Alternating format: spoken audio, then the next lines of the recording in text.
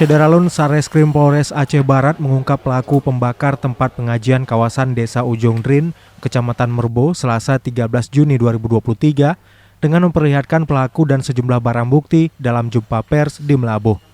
Pelaku merupakan pemuda asal Kecamatan Merbo berinisial E 30 tahun yang saat ini sudah berada dalam tahanan di Polres Aceh Barat untuk diproses secara hukum. Kapolres Aceh Barat AKBP Panji Santoso melalui Kasareskrim Ibtu Fahmi Suciandi kepada wartawan Selasa 13 Juni mengatakan bahwa motif pelaku membakar Balai Pengajian Dayah Darul Hikam, Gampung Ujung Drin diduga karena merasa risih dan terganggu dengan pengajian. Peristiwa pembakaran Balai Pengajian tersebut terjadi pada 4 Juni 2023 pukul 19.40.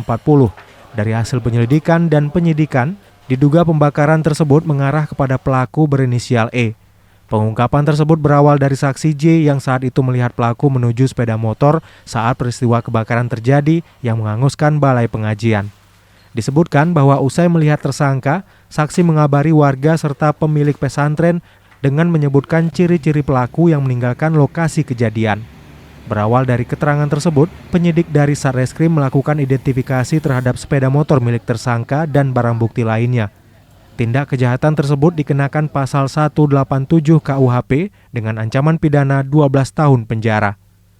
Dalam jumpa pers yang berlangsung di Mapolres Aceh Barat, pihak kepolisian memperlihatkan tersangka beserta barang bukti berupa 1 unit sepeda motor, 1 celana jeans panjang warna hitam, dan 1 baju kaos lengan pendek warna hitam. Laporan Saadul Bahri, Aceh Barat.